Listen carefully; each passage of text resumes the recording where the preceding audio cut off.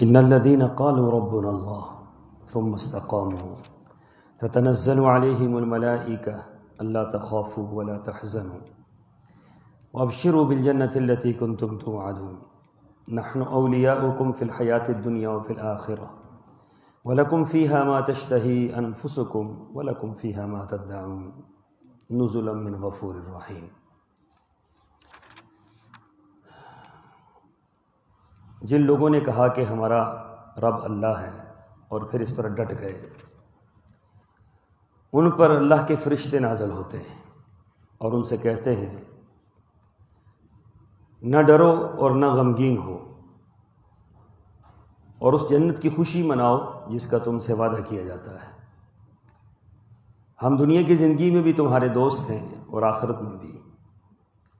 وہاں تمہارا جو جی چاہے گا تمہیں ملے گا، اور جو کچھ مانگو گے تمہارا ہوگا۔ یہ بخشنے والے مہربان کی طرف سے مہمانی ہوگی۔ سامعین محترم، آیات مبارکہ میں اللہ تعالیٰ نے بہت اہم موضوع کے متعلق ہمیں حکم بھی دیا ہے اور ہمیں رہنمائی بھی فرمائی ہے، وہ ہے استقامت علی الدین۔ حضرت عبداللہ بن عمر فرماتے ہیں رضی اللہ تعالیٰ عنہ کہ رسول اللہ صلی اللہ علیہ وسلم نے مجھے مخاطب ہو کر فرمایا کہ اے عبداللہ، اس شخص کی طرح نہ ہو جانا کہ جس نے کچھ عرصے کے لیے رات کی نماز شروع کی اور پھر اسے ترک کر دیا۔ رسول اللہ صلی اللہ علیہ وسلم کی مبارک عادت تھی کہ آپ کبھی کسی کا نام نہیں لیتے تھے۔ کسی قوم نے بھی اگر کام کیا ہونا تو آپ نام نہیں لیتے تھے۔ کسی فرد سے کوئی بات اصلاح کی ہوتی تو آپ نام نہیں لیتے تھے۔ یہ بہت بڑی خوبصورت بات اور بہت ہی پیاری بات ہے کہ اس سے جو تنقید کا پہلو ہوتا ہے نا ڈائریکٹ کسی کو، وہ ختم ہو جاتا ہے۔ جب آپ گفتگو فرماتے تو آپ فرماتے کہ ما بال اقوام، کیا ہوا ہے بعض قوموں کو یا بعض لوگوں کو وہ یہ بات کہتے ہیں، یا یہ فرمایا پتہ تھا حالانکہ یہ بندہ کون ہے، لیکن فرمایا عبداللہ اس شخص کی طرح نہ ہو جانا کہ جس نے کچھ عرصہ رات کی نماز شروع کی اور پھر ترک کر دی۔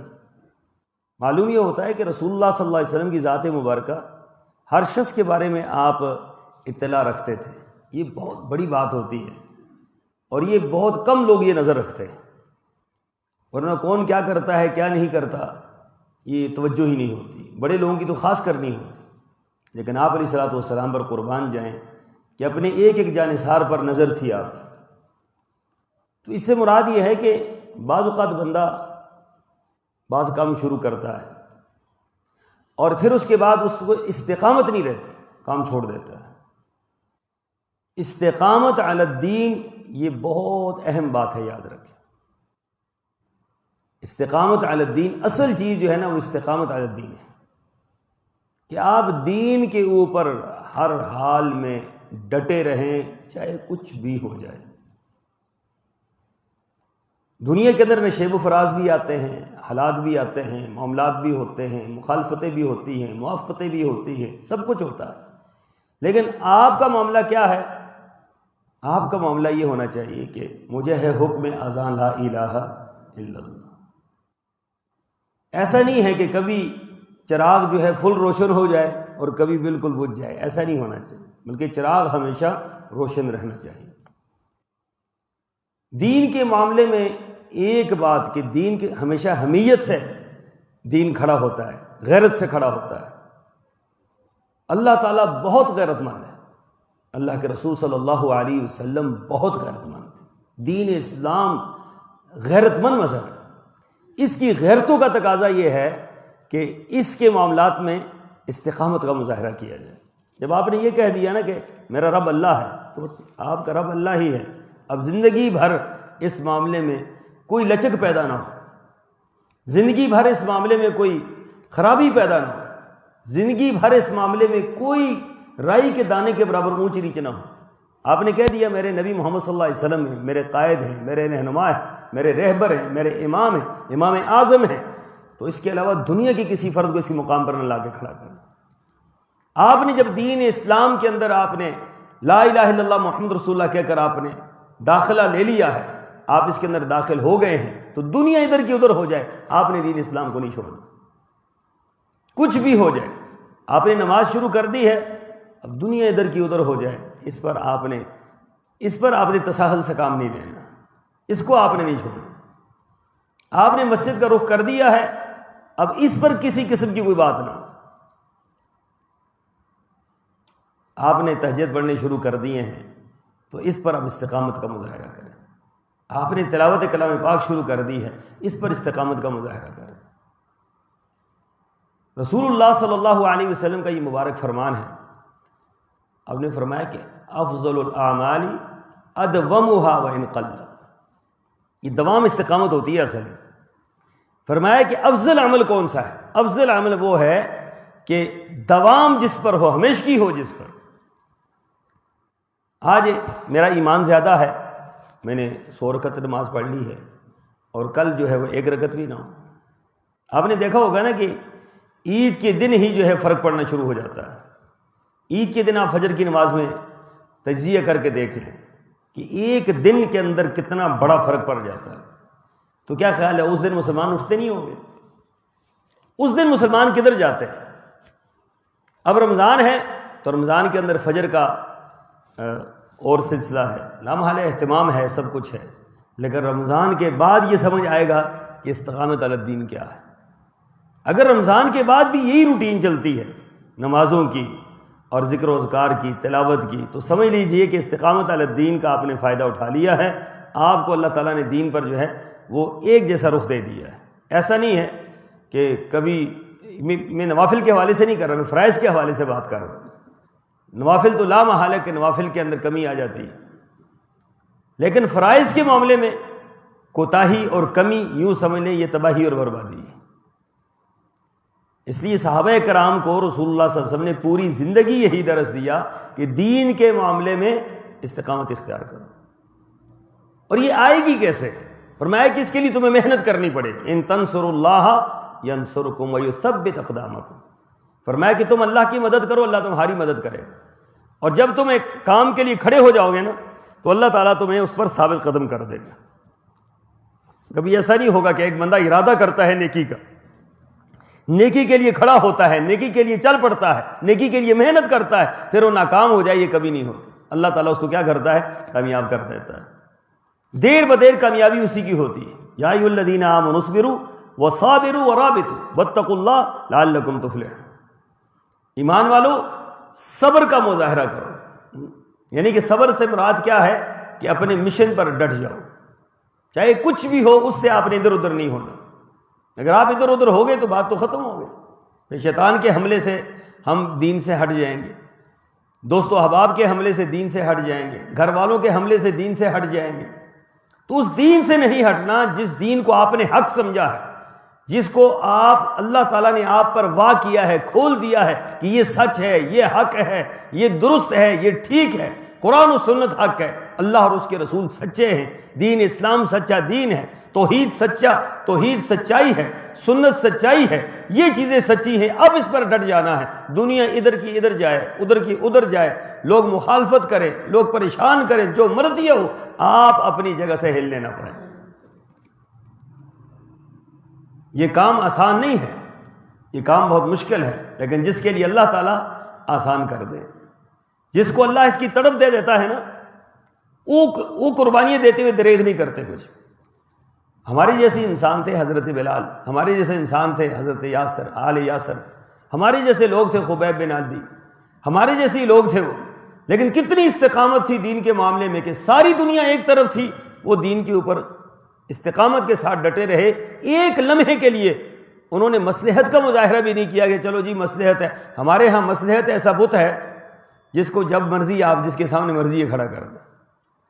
لوگ ہر معاملے میں مصلحت کو لے آتے ہیں، خیر ہے مصلحت ہے، تو یہ مصلحت ایک بت ہے باقاعدہ، جس کو ہم اللہ کے مقابلے میں بھی کھڑا کر دیتے ہیں، نبی کے مقابلے میں کھڑا کر دیتے ہیں، دین کے مقابلے میں کھڑا کر دیتے ہیں۔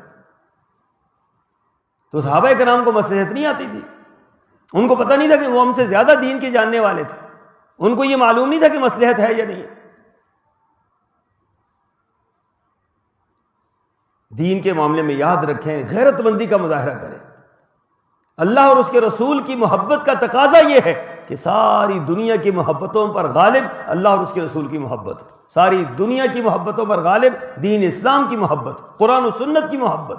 اس سے آپ رائی کے دانے کے برابر۔ لوگ باطل کو نہیں چھوڑتے، آپ حق کو کیسے چھوڑتے ہیں؟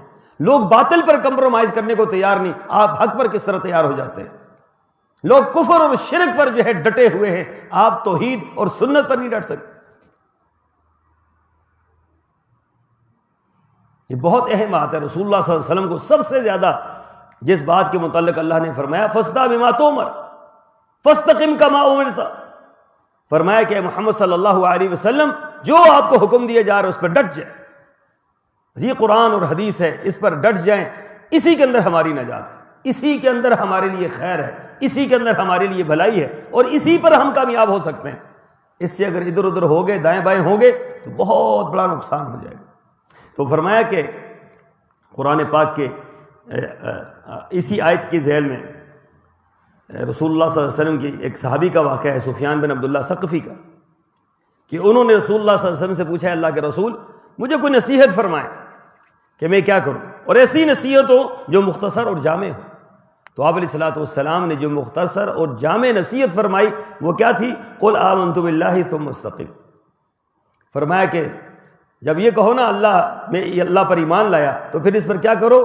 استقامت کا مظاہرہ کرو، ڈٹ جاؤ اس پر جھول نہ ہو، اس پر کمزوری نہ آئے، اس پر کسی قسم کی کوئی مصلحت کا شکار نہ ہو، اس پر ڈٹ جاؤ بس۔ جب اس پر ڈٹو گے تو پھر سمجھ لو کہ پھر اللہ تعالیٰ تمہاری مدد کرے گا ہر حال میں۔ یاد رکھیں ہمارے ارادوں پر اللہ کی مدد اترتی ہے، ہمارے ارادوں پر اللہ کی مدد اترتی ہے۔ ہمارے ارادے کمزور ہوں گے اللہ کی مدد نہیں آئے گی، ہمارے ارادے مضبوط ہوں گے۔ یہ حدیث کے الفاظ کیا ہیں؟ ان اقسم علی اللہ لا بر، فرمایا بعض اوقات اللہ کے بندے، اللہ کے نیک بندے اللہ کے معاملے میں اتنے غیرت مند ہوتے ہیں اور اس قدر اللہ پر ان کو یقین ہوتا ہے کہ وہ اللہ پر قسم کو اٹھا لیتے ہیں کہ اللہ کی قسم ایسا ہوگا، وہ اللہ تعالیٰ ان کی لاج رکھتے ہوئے قسم کو پورا کر دیتے ہیں کہ میرے بندے نے میرے اوپر جو اعتماد کیا ہے تو میں اس کی یہ بات پوری کر دوں گا۔ آپ اگر دین کے معاملے میں اللہ پر اعتماد کریں گے اور دین کے معاملے میں غیرت کا مظاہرہ کریں گے، دین کے معاملے میں ڈٹ جائیں گے، دین کے معاملے میں آپ لوگوں کی لا یخافون لومۃ لائم، لوگوں کی ملامت کی پرواہ نہیں کریں گے، لوگوں کی باتوں کی پرواہ نہیں کریں گے، یہ وہابی ہو گئے، یہ فلاں ہو گئے، یہ بے دین ہو گئے، یہ فلاں ہو گئے، یہ باتیں آپ کو ساری سننی پڑیں گی۔ جب آپ حق پہ آئیں گے یاد رکھیں کہ باطل کے تیر آپ کے اوپر گریں گے، آ کر آپ کو پریشان کریں گے، آپ کے جسم کو چھید لگائیں گے، آپ کے جسم کو زخمی کریں گے۔ تو آپ نے کیا کرنا ہے؟ آپ نے اللہ سے استقامت کی دعا مانگنی ہے کہ اللہ اگر مجھے دین کا فہم عطا کر دیا ہے اب مجھے استقامت بھی عطا کر دے، کہیں ایسا نہ ہو کہ ڈگمگا جاؤں اور سب کچھ تباہ و برباد ہو جائے۔ تو ایک بہترین بات اور بہترین اصول یہ ہے کہ آپ استقامت کا مظاہرہ کریں۔ سورہ بروج کے اندر ایک واقعہ ہے اصحاب الاخدود کا، کبھی آپ کو موقع ملے تو ضرور پڑھیں، کہ ایک بچے کے استقامت نے پوری قوم کو اسلام کی دولت سے مالا مال کر دیا۔ ایک بچے کی استقامت، وہ دین پر ڈٹ گیا، بادشاہ جو مرضی اس کے ساتھ کرتا رہا، 3 مرتبہ لے کر گئے اس کو پہاڑی سے گرانے کے لیے، وہ جہاں اس کو مارنے کے لیے جاتے بندے خود مارے جاتے، اس کو کچھ نہیں ہوتا تھا، پھر وہ واپس آ جاتا تھا دربار میں۔ تو اس نے آخر کار بادشاہ نے تنگ آ کر اس سے پوچھا، اس نوجوان سے لمبا واقعہ کہ بتا تیرا حل کیا ہے؟ اس نے کہا بادشاہ اگر مجھے تو نے مارنا ہے نا تو ایک ہی طریقہ ہے۔ کہا وہ کیا؟